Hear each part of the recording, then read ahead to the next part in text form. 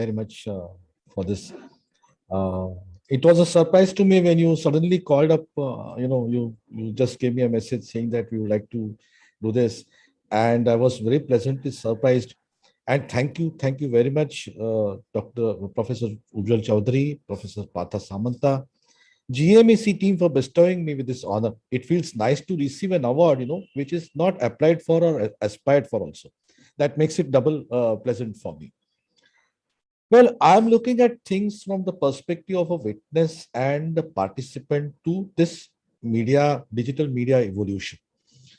I have been, in an article I've written some time back, I've said that I am not a digital immigrant. I'm rather a digital mutant because the digital evolution that took place has taken place so fast that you have to adapt, and there is no time to evolve, which is a very long drawn process. So I call myself as a digital mutant, and शायद मेरी उम्र के सब नौजवान हैं, they'll feel the same way because we have had to adapt and enter this field of digital media. So that is where I stand, and that is where I look at things from that perspective. Even Guy Debord, says that the societies where modern conditions prevail, all life is an accumulation of spectacles, and that what all that directly lived has moved on to representation. And Jean Baudrillard says that today the scene and the mirror no longer exist. Instead, there is a non-reflecting surface where operations unfold and smooth operational surface of communication takes place. Guy Debord also talks about the fraud of satisfaction, where we are made to aspire for the next generation of mobile phone, next generation of laptop, next generation of computers, and everything that you have, I'm supposed to be dissatisfied with it. Well, that is the world today anyway. I'm going to talk in two areas. One is about the current topic, that is culture and advertising. And I'm going to also look at education, because that is what I am, an educator by heart. There have been discussions and articles on de-westernizing communication and de-westernizing media education. Now, this is a topic that has been discussed in so many conferences and so many seminars.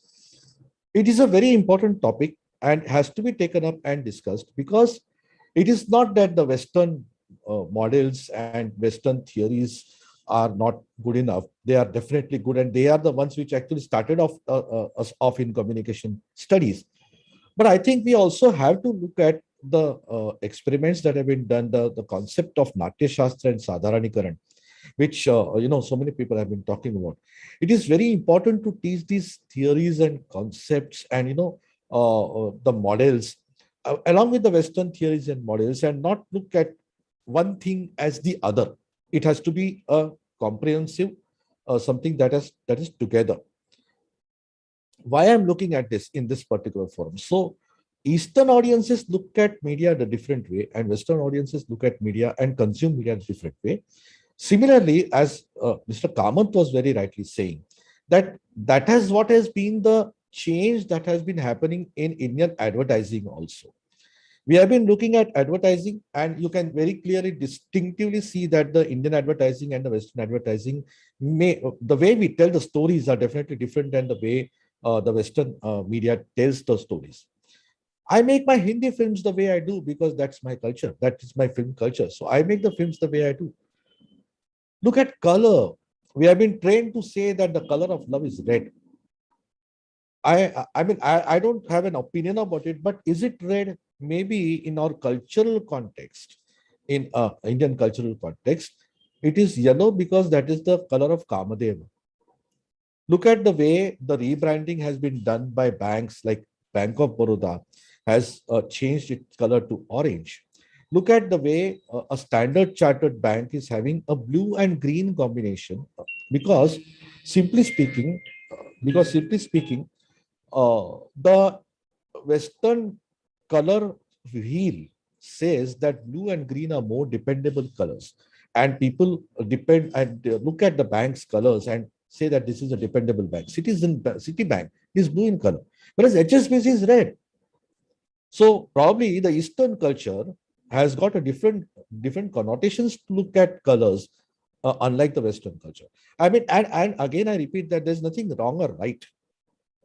There's nothing. Yes, Dr. Kamath, it was glad to hear you.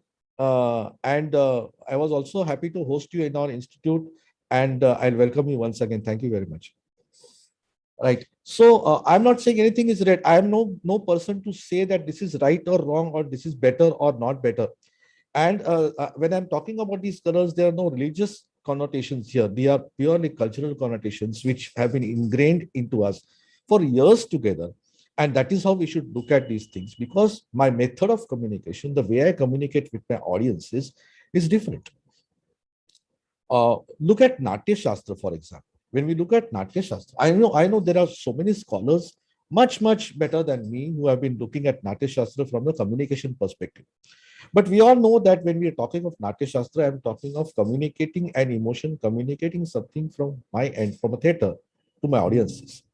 And when I look at the mannerisms and the gestures and the text that goes into the advertising in Indian context, it is definitely different than looking at the perspective of the Indian audiences rather than the Western audiences. And that has been changing all along. I mean, I look at advertisements from an Indian perspective, and I look at advertisement because I feel that my advertisements are talking to me rather than somebody else. That has been a very profound change in this. There are other things also. Are we reflecting? We say normally that films are a reflection of the society, and society is a reflection of films. That cliche thing. Why don't we extend it to advertisement also? Are advertisements a reflection of a society, and is the society a reflection of advertising?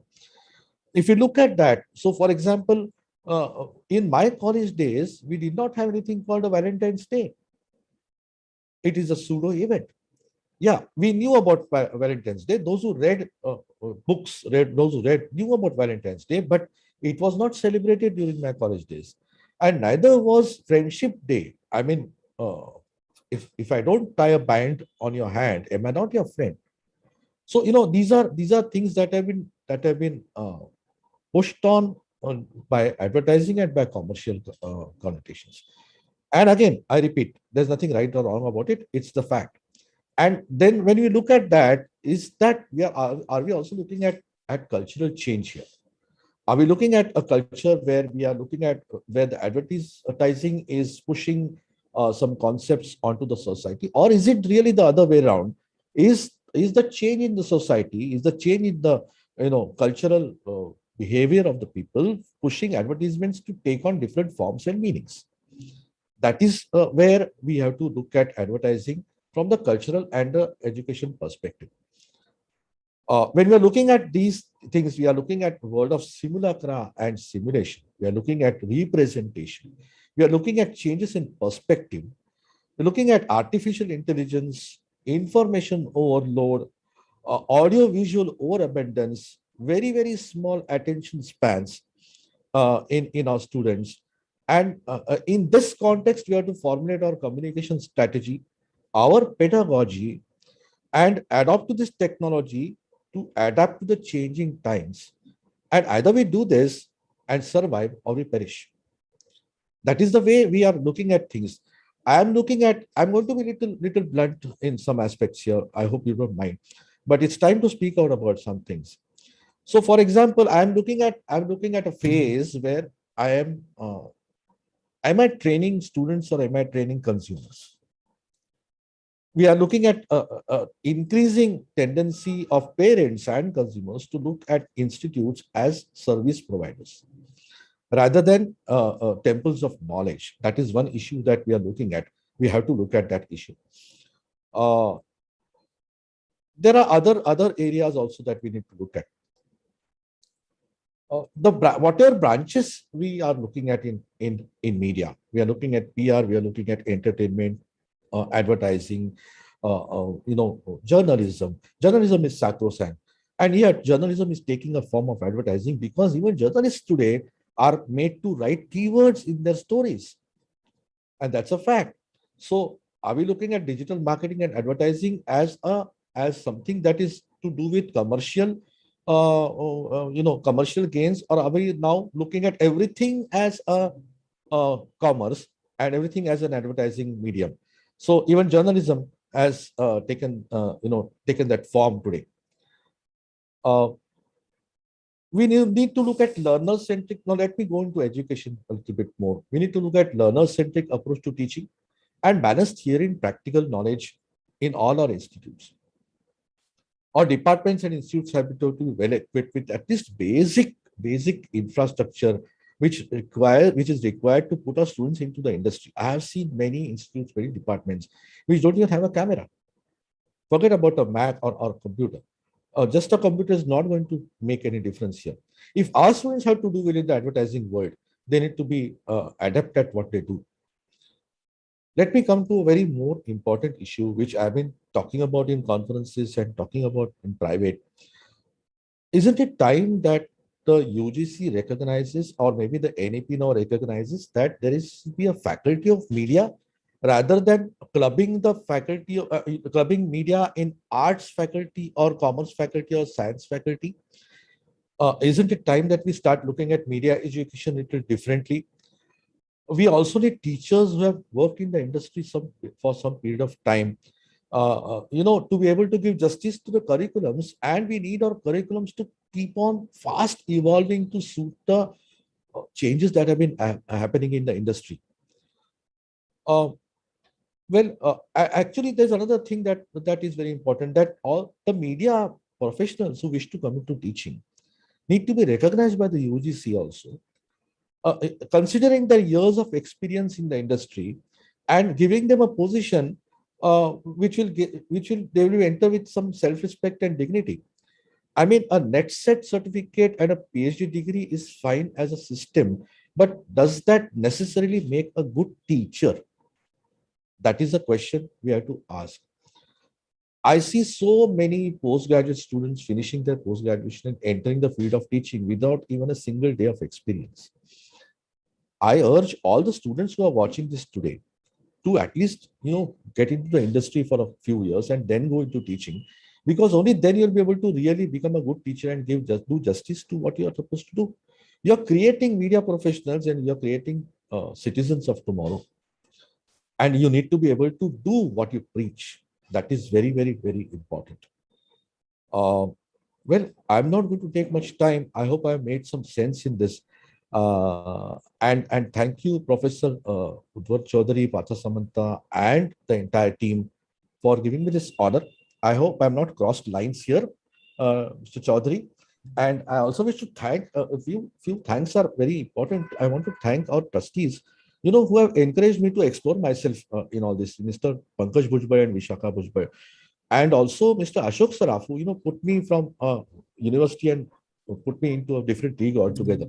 And there's one more person, Sanjay Ranade, Dr. Sanjay Ranade, who pushed me and helped me to find my calling in life.